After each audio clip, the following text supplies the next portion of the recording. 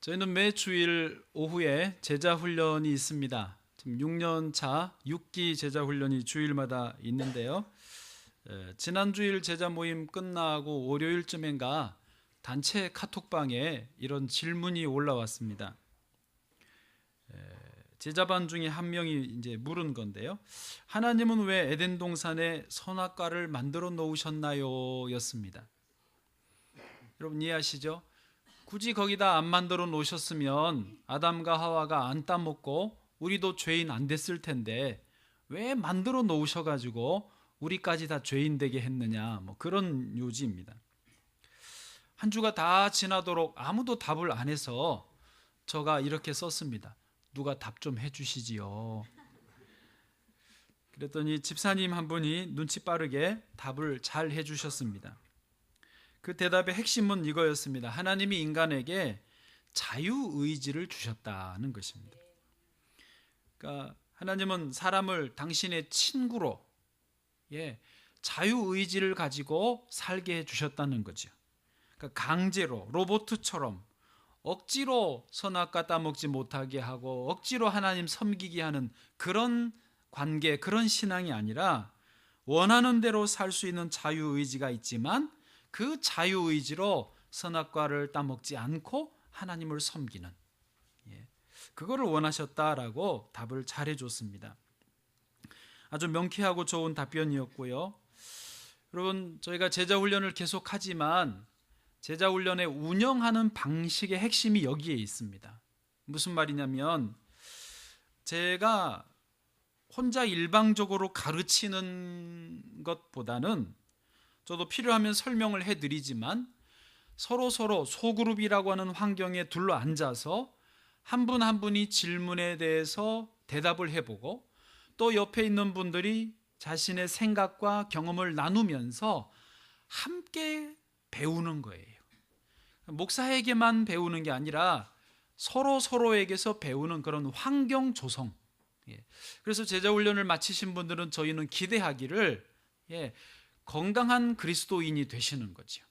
의존적인 그리스도인보다는 건강한 그리스도인이 되셔서 그래서 교회도 건강해지고 그 가정도 건강해지고 그분이 일하시는 일터도 건강해지는 그런 체질을 꿈꾼다라고 하는 것입니다. 이상은 제자훈련 광고였습니다.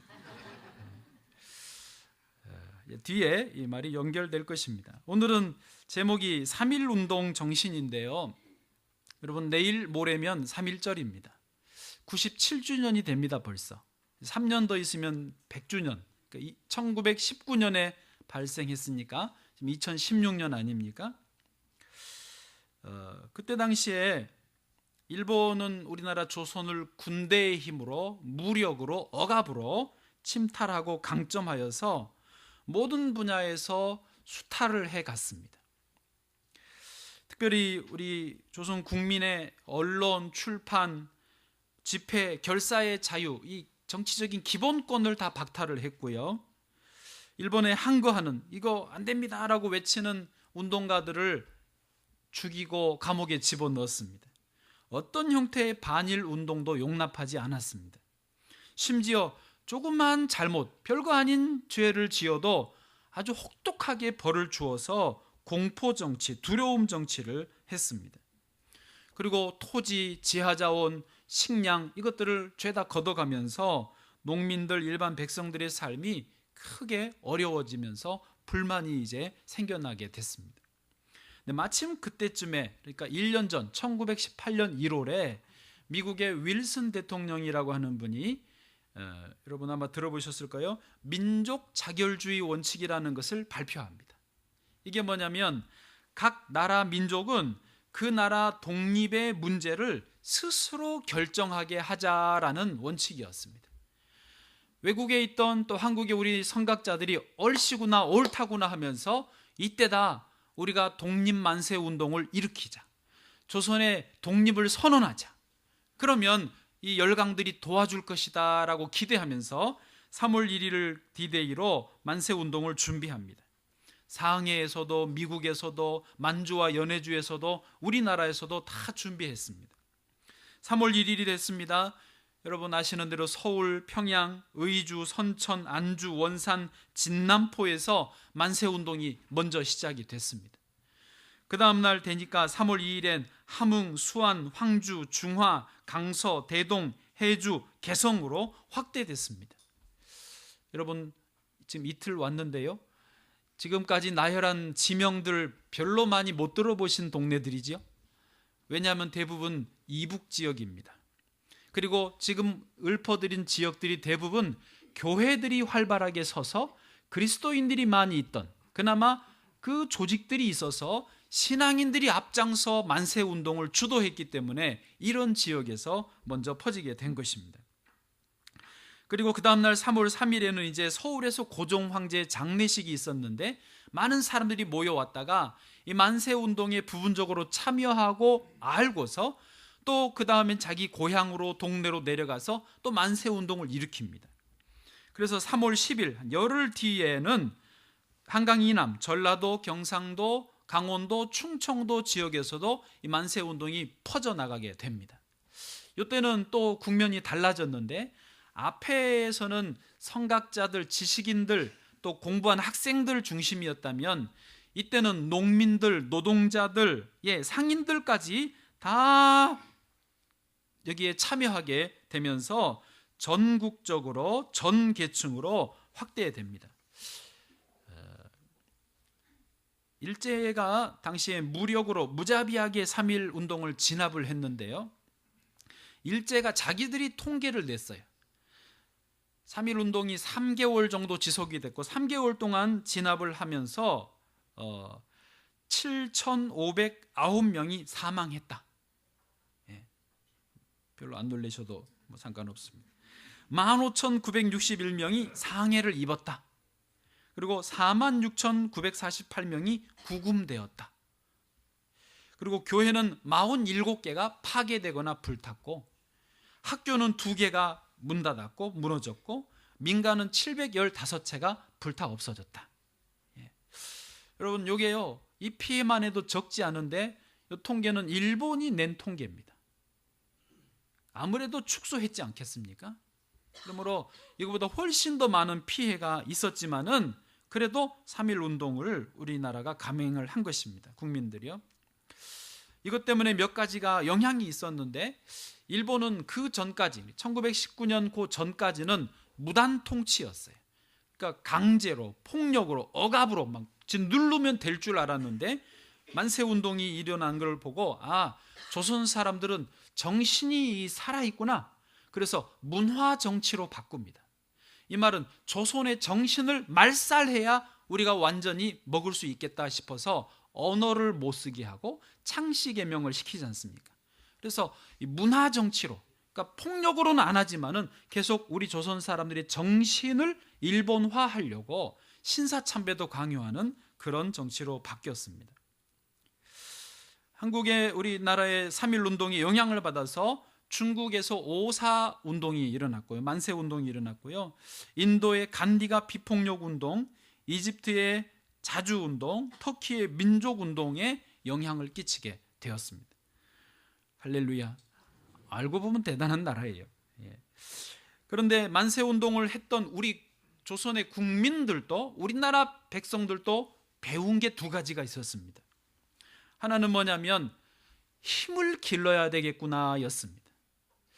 아까 말씀드린 대로 만세 운동을 하면 미국의 대통령도 민족 자율주의 원칙을 내세웠으니까 와서 도와줄 줄 알았어요. 그래, 너희 독립해라, 그럴 줄 알았어요. 어때요? 힘이 없으니까 만세 운동하고 그래 끝이에요.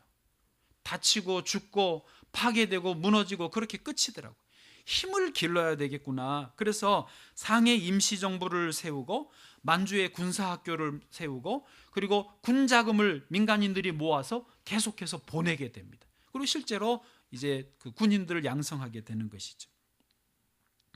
또 하나 바뀐 것이 뭐냐면 이제 그 전까지는 우리나라가 전근대적인 시대였기 때문에 국민의 의식이 깨어나 있지 않았어요.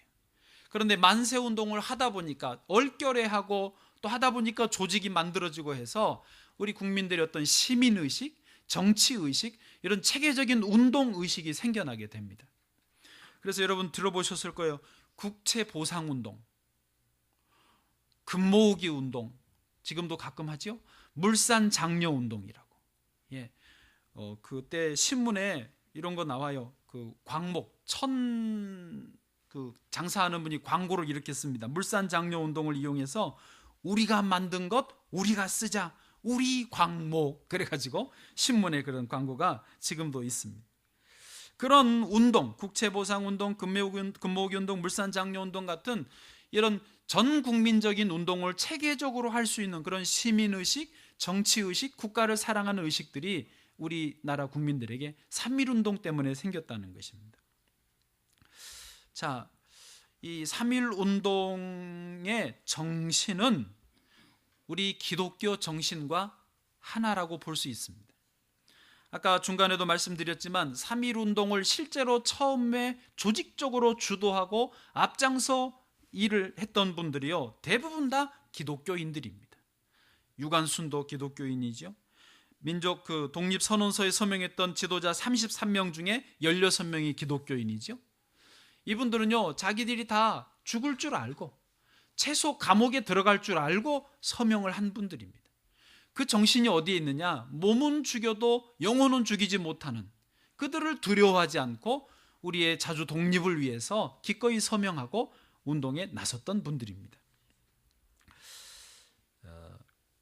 자, 이제 여기까지는 소론이었고요. 이제 이 3.1운동 정신과 뒤에 일부러 그 제목은 안 썼는데 기독교 정신이 하나다라고 보고 오늘 본문을 중심으로 몇 가지를 살펴보려고 합니다. 저의 몇 가지는 3가지입니다. 각각 질문을 드리고 대답을 본문에서 찾으면서 우리 3.1운동 정신과 기독교 정신을 찾아보겠습니다. 첫 번째는 우리는 누구인가 하는 것입니다. 그런 그 광고, 우리가 누구? 그런, 주여 죄송합니다. 그런 게 있어요. 자, 우리가 누구냐? 우리의 정체성을 확인하는 질문인데요. 4장 28절입니다. 같이요. 시작. 형제들아, 너희는 이삭과 같이 약속의 자녀라. 아멘. 그 다음에요, 31절도요. 시작. 그런즉 형제들아, 우리는 여종의 자녀가 아니요 자유 있는 여자의 자녀니라. 아멘. 거기 자유 있는 여자라는 표현이 우리한테 익숙하지 않은데요, 영어 성경에 보면 The children of free woman입니다. 자유 부인이란 뜻인데 우리나라로 이게 어감이 안 좋아서 자유 있는 여자의 자녀라고 번역이 조금은 번거롭게 됐지만 여러분 금방 이해하실 것입니다. 그러니까 우리가 누구냐? 여종의 자녀가 아니고 자유 있는 여자의 자녀다라고 하는 것입니다. 이 정체성을 분명히 하셔야 되는데, 신분제로 이해하시면 여종의 자녀는 신분제 사회에서는 뭡니까? 또 종입니다. 그리고 자유 있는 여자의 자녀는 당연히 자유인이 되는 것입니다. 그러니까 우리는 하나님의 자녀인 줄로 믿습니다. 이 배경은요, 창세기에 아브라함과 사라에게로 갑니다. 하나님이 아브라함과 사라에게 약속의 아들을 주시겠다고 언약을 해주셨어요.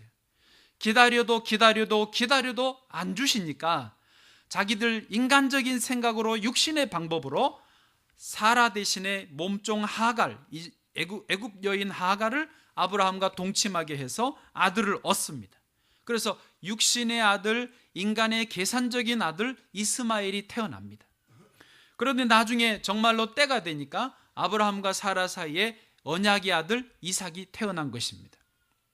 그래서 우리는 누구냐? 이 육신의 아들 이스마엘의 계보가 아니라 늦게 나왔지만 언약의 아들 이삭의 계보에 있는 믿음의 자녀들, 하나님의 자녀들이라고 하는 것입니다.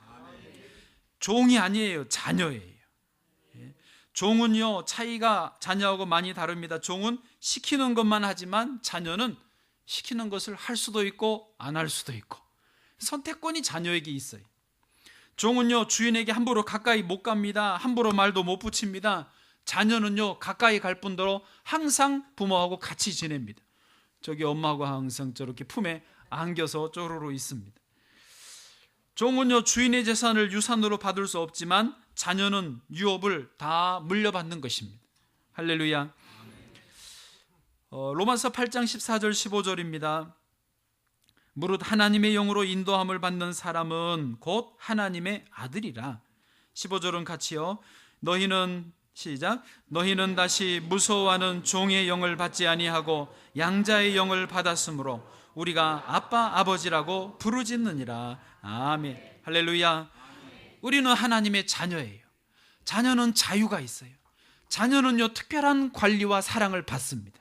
이게 자녀입니다. 종하고는 다릅니다. 예수님도요 자녀의 이 특권을 비유로, 탕자의 비유, 일명 돌탕 비유로 설명해 주셨습니다. 둘째 아들은 아버지의 재산은 절반을 받아서 멀리 가서 그것을 다 탕진하고 맙니다. 이거 큰일 날 거 아닙니까? 그런데 그 아들이 아버지 집에 돌아오니까 아버지가 글쎄 아들을 환대해주고 송아지를 잡아주고 금가락지를 끼워주고 또 종은 신발을 못 신거든요.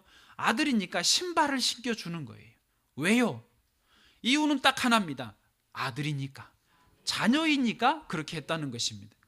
그런데요 성경의 예수님은 다른 비유에서 종은 주인의 재산을 손해보게 하고 낭비한 것을 알고 그 종은 어떻게 될 거라고요?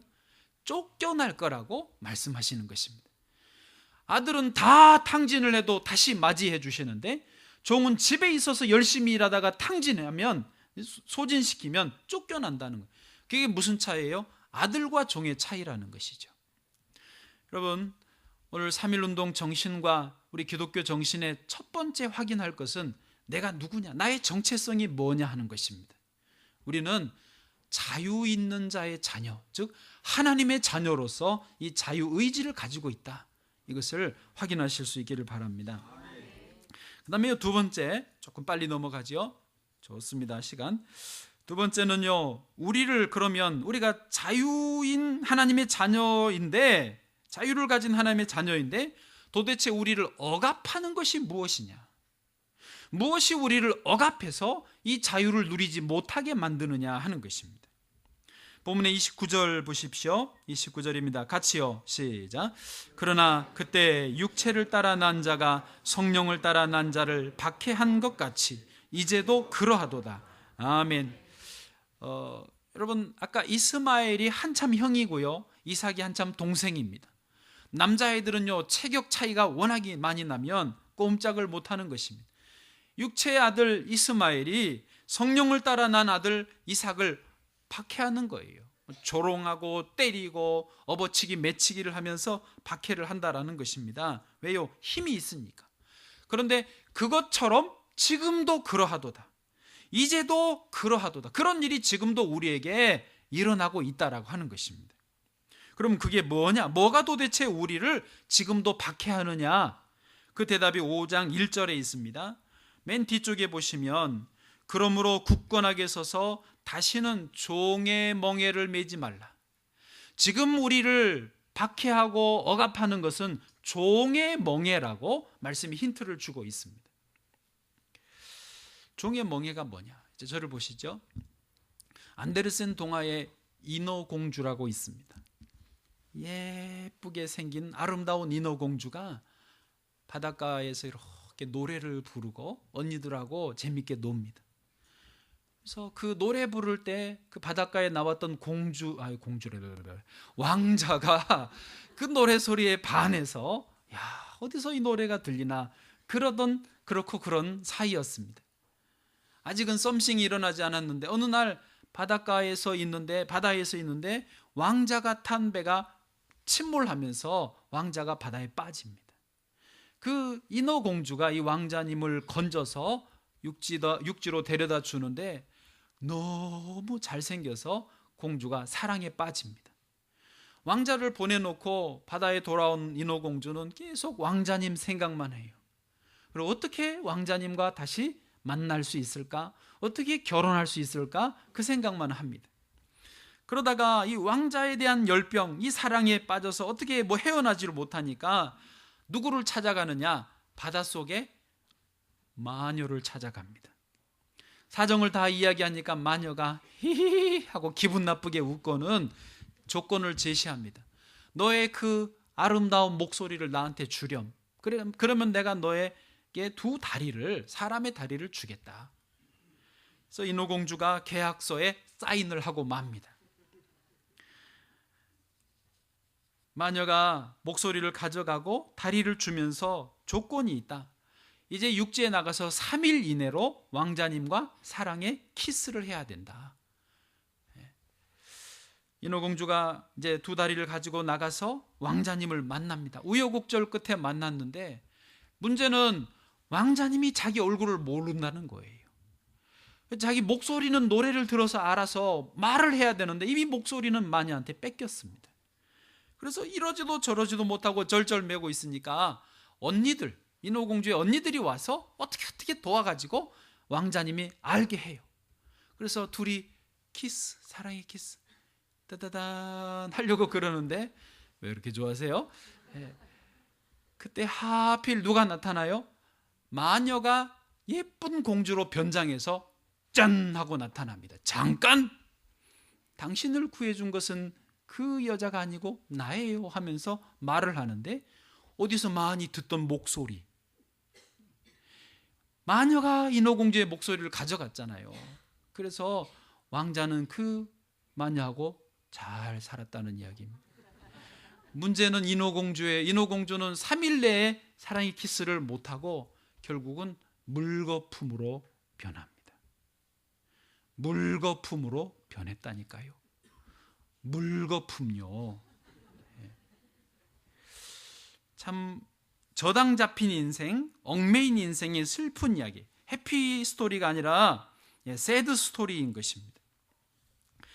지금도 그렇습니다. 많은 사람들이 이 세상의 것에 얽매여서 쫓아가다가 자기의 결론이 물거품이 되는 결말을 맞는 경우가 많습니다. 성경에는요, 우리를 이렇게 얽매이는 종의 멍에가 뭐냐 한 단어로 표현하면 죄라고 말합니다. 죄 그러면 너무 좀 부담되시죠? 죄라는 용어는요, 성경에서 다양한 언어로 표현되어 있는데 개념으로 불순종, 교만, 욕심, 특별히 세상이라는 말과도 같게 표현됩니다. 예를 들어서 야고보서 1장 15절입니다. 욕심이 잉태한 즉 죄를 낳고 죄가 장성한 즉 사망을 낳느니라.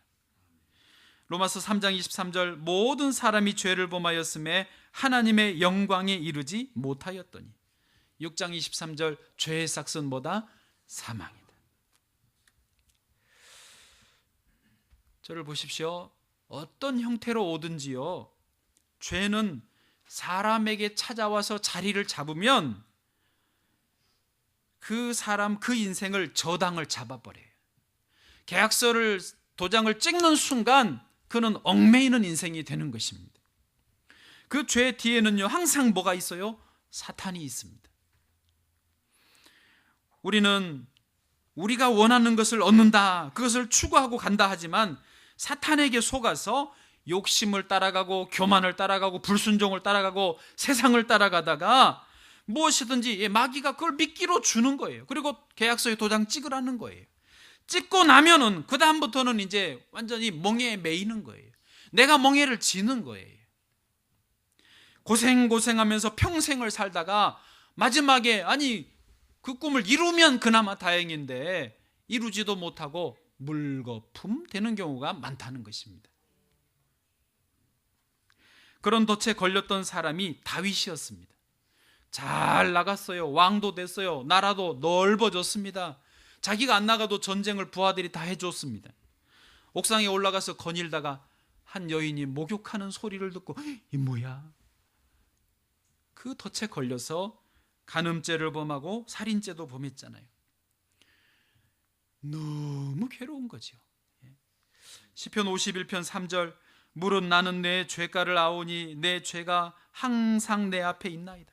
내 죄가 항상 내 앞에 있어서 너무 괴롭다라는 거예요. 시편 31편 10절 내 일생을 슬픔으로 보내며 나의 연수를 탄식으로 보내며 내 기력이 나의 죄악 때문에 약하여지며 나의 뼈가 쇠하도소이다. 죄의 덫에 걸리니까 뼈가 쇠할 정도로 괴롭다라는 것입니다. 다윗이 겨우겨우 모든 대가를 다 지불하고 자기 자녀들이 그 간음죄, 살인죄 다 범하는 것을 보고 겨우 나중에 거기서 빠져나와서 구원의 감격을 회복한 것입니다. 회개하고서야 빠져나온 것입니다. 여러분, 우리를 억압하는 게 무엇인가? 죄고, 그것은 그 종의 멍해라고 하는 거 꼭 기억하실 수 있기를 바랍니다. 그러면 이제 세 번째로 넘어갑니다. 시간 좋습니다. 딱 좋아요. 그러면 어떻게 해야 되느냐? 이게 이제 자동으로 나오는 질문 아니겠습니까? 그럼 우리는 어떻게 해야 되느냐? 자, 30절 말씀입니다. 같이 소리내서 읽어보세요. 큰 소리로요. 시작.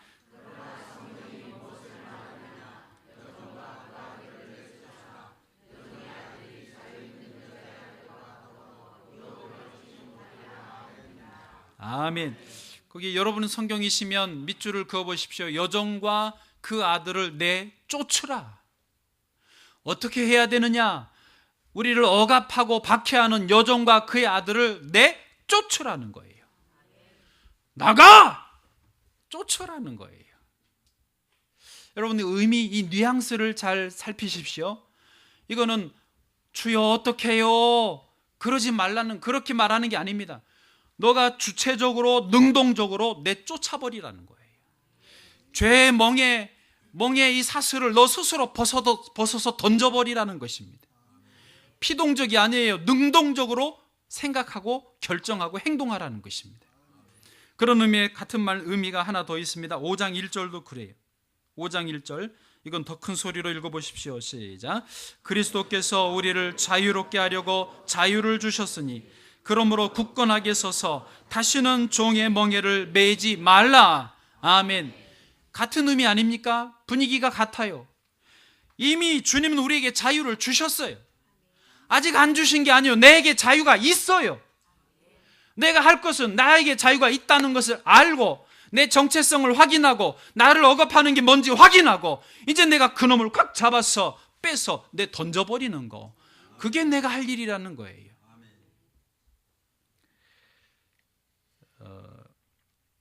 미움받을 용기라는 책 혹시 보셨는지 모르겠어요. 한번 말씀드렸는데 그 심리학 책인데 재밌게 잘 써졌습니다. 애들러라고 하는 심리학자가 쓴 좀 대화체로 재밌게 쓴 책인데요.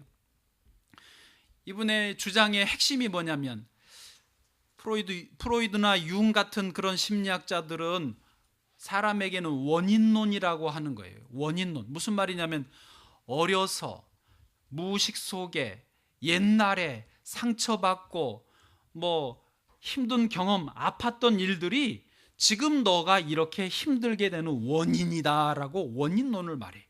그래서 자꾸 옛날 이야기를 하고 과거의 상처 이야기를 하고 아팠던 이야기를 찾아 들어가는 거예요.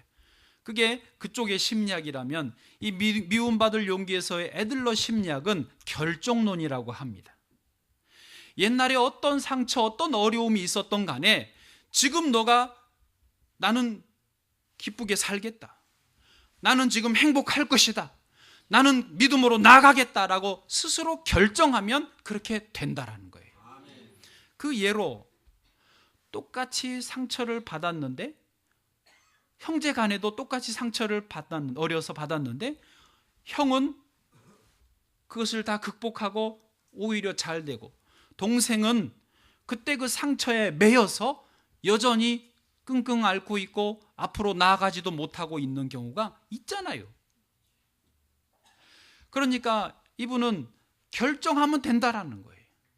오늘 말씀이 본문은 30절과 5장 1절은요 결정론에 더 가까운 이야기입니다. 이미 하나님은 우리를 그리스도 안에서 자유롭게 해주셨어요. 원래는 우리가 죄의 종이었는데 하나님의 자녀가 되게 해주셨어요. 신분이 변했어요. 우리는 이미 자녀예요. 자유가 있어요. 그런데도 과거에 매이고 여러 가지 환경에 매이고 상황이 안 된다고 하고 핑계하고 변명하면서 자기가 스스로 안 움직이면서 뭐해서 안 되네, 어째서 힘드네 라고 앉아있는 거는 그게 주의 뜻이 아니라는 거예요. 이미 주신 자유, 이미 주신 자유의지를 활용해서 결정하고 앞으로 나가라는 거죠.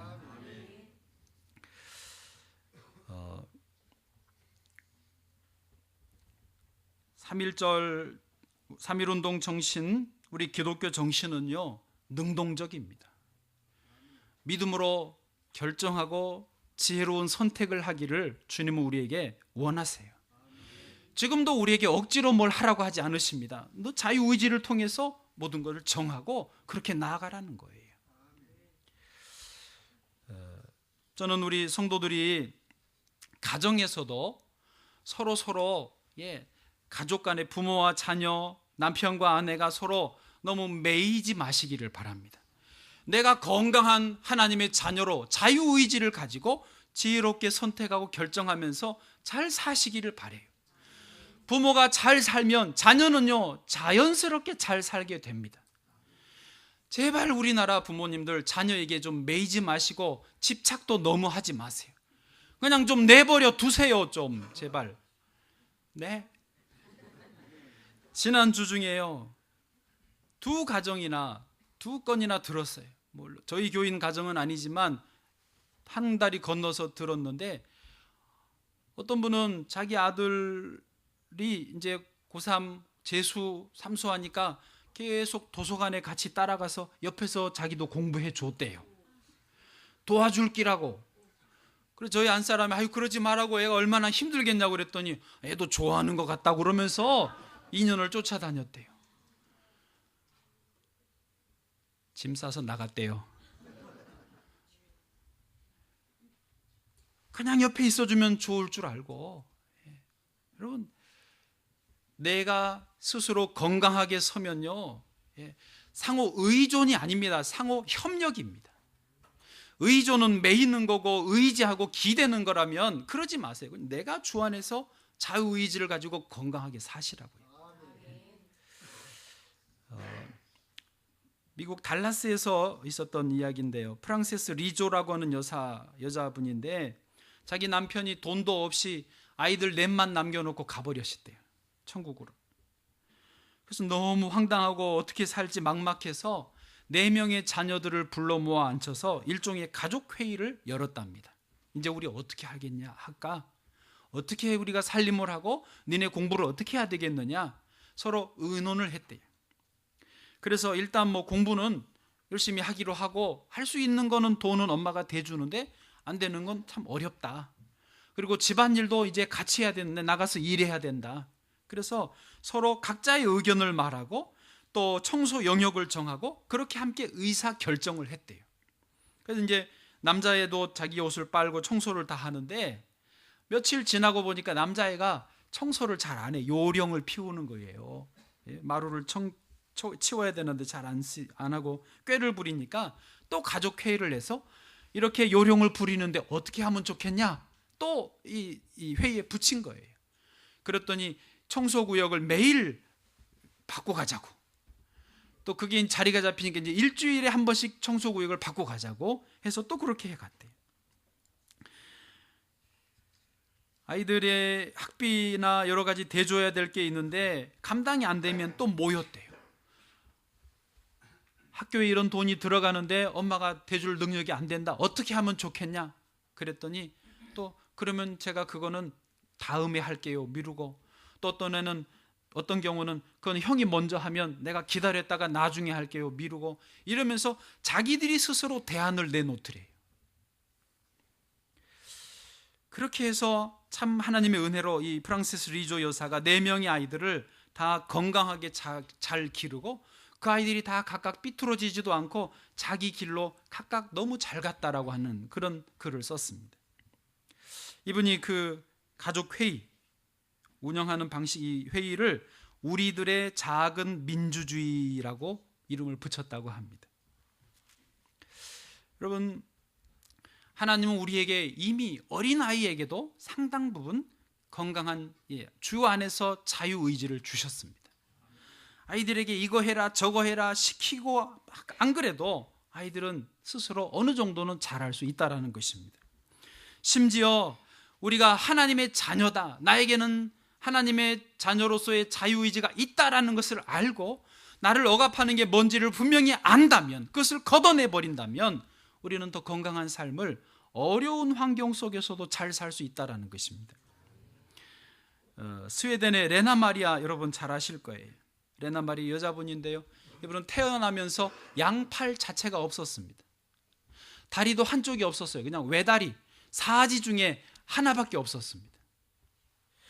사회복지사가 이 아이는 가정에서는 너무 키우기도 어렵고 환경이 열악하니까 복지시설에 맡기라고 권면을 했습니다. 그런데 그 부모는 이 아이를 키울 수 있는 최고의 환경은 가정입니다 라고 하면서 고집을 부리고 이 아이를 직접 키웠습니다. 부모님은 믿는 분들인데 레나 마리아 아이에게 계속해서 그 귀 속에, 마음 속에 생각을 집어넣어 줬는데, 정신을 집어넣어 줬는데 뭐냐?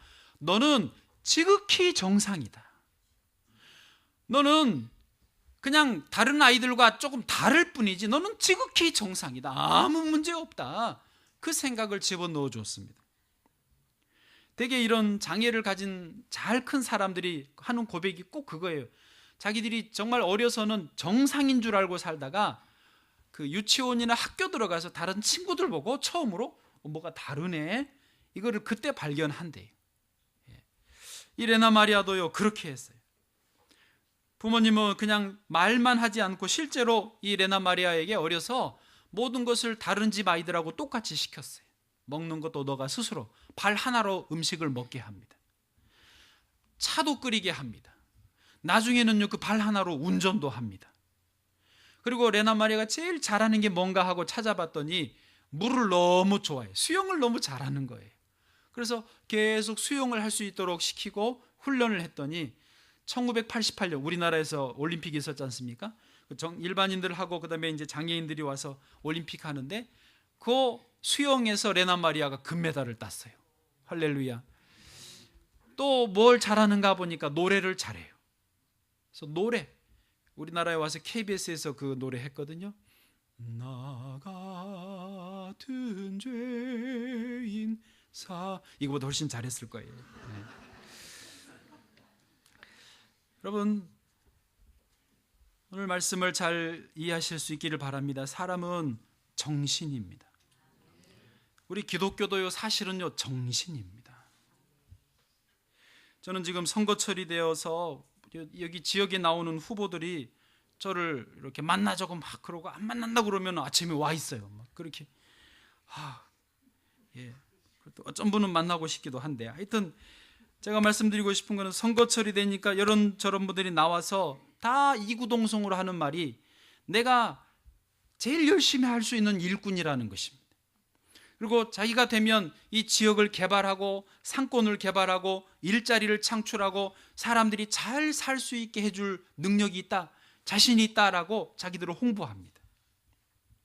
근데 죄송하지만 제가 아직 후보들 중에 누구도 지금 말씀드린 이런 정신적인 부분, 우리의 정체성, 우리는 누구이고 뭐가 우리의 문제이고 우리는 어떻게 앞으로 나아갈 수 있는지 미래의 정신적인 가치를 표현하는 분은 아직 못 봤습니다. 어떻게 보면 이런 미래의 정신적인 가치를 말을 해도 사실 우리 국민들이 별로 거기에 관심이 없기 때문이기도 할 겁니다. 관심이 없는데 말해봐야 표만 깎이니까. 근데 진짜로 뭐를 아는 분들은요, 당장 일자리 별로 말하지 않습니다. 당장 돈 하지 않습니다. 정말로 사람이 건강하고 인간답게 잘 살 수 있는 길은 정신에 있다, 보이지 않는 것에 있다, 이거를 아는 거예요. 최소한 오늘 저와 여러분들은 3.1절을 맞으면서 3.1 운동의 정신을 좀 살폈습니다. 그리고 우리 기독교 정신이 그와 얼마나 잘 맞는지 또 살폈습니다. 우리가 다 잘 살기를 원하지 않습니까? 여러분, 주님께서 주시는 이 복을 온전히 누리시기를 축원합니다. 우리 찬송가 69장을 한번 좀 같이 부르시죠. 이 찬송가는 아시스의 성자라고 하는 프란체스코가 지었는데, 우리 한번 1절, 3절, 5절 이렇게 부르시고 같이 기도하는 시간 갖겠습니다.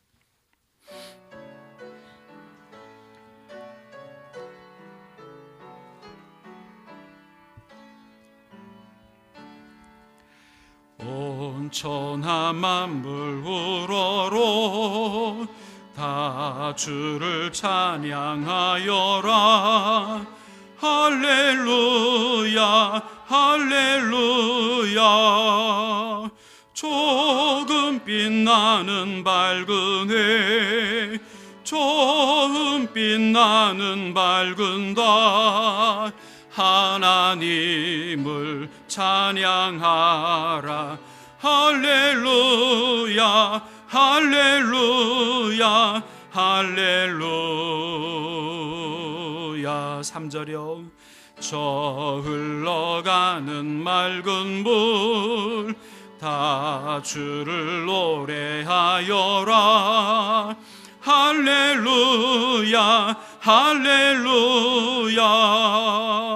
조조와 많은 밝은 불 그 빛과 열을 내어서 하나님을 찬양하라. 할렐루야 할렐루야 할렐루야. 5절이요. 너 선한 마음 가진 자 늘 용서하며 살아라. 할렐루야 할렐루야. 큰 고통 슬픔 지닌 자 내 근심 주께 맡겨라.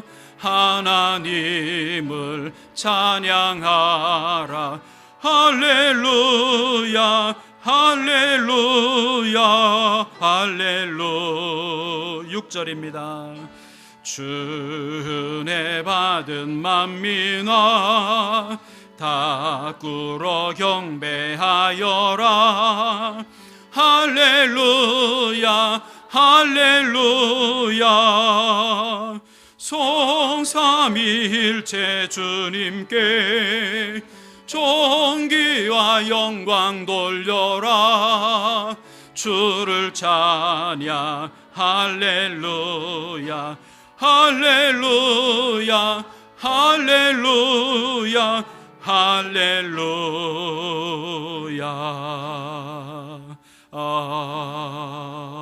아멘. 프란시스가 자기 아버지에게, 부자인 아버지에게 받았던 모든 것을 다 내어 드려버리고 맨몸으로 자연으로 하나님 앞으로 나아가서 아주 자유로운 삶을 살면서 만물을 찬양하고 하나님을 찬양했던 그런 가사입니다. 저 여러분에게 이 은혜가 있기를, 주님이 주신 정말 참 행복과 자유가 있기를 축원합니다. 기도하겠습니다. 하나님 감사합니다. 우리를 죄의 종에서 하나님 자녀로 신분을 바꾸시고 이제 우리에게 억압하는 어떤 것도 가정에서나 우리 인생에서나 특별히 교회에서도 우리를 억누르지 못하도록 제거할 수 있게 도와주시고 우리가 스스로 굳게 서서 하나님 자녀의 건강한 삶을 살게 하여 주옵소서. 특별히 이 나라 이 민족의 모든 국민들 건강한 삶을 살게 하여 주옵소서. 의존적이 되지 않게 하시고 집착하지 않게 하시고 매이지도 않게 하여 주옵시고 과거의 어떤 일도 우리를 억누르지 못하게 하시고 하나님이 주시는 참 기쁨, 참 자유, 참 행복을 누리며 살게 인도하여 주옵소서. 그 은혜가 가정가정이 흘러 넘치게 하시며 자녀들에게도 그 은혜가 다 전달되게 하여 주옵소서. 감사하며 찬양하고 예수님의 이름으로 기도드립니다. 아멘.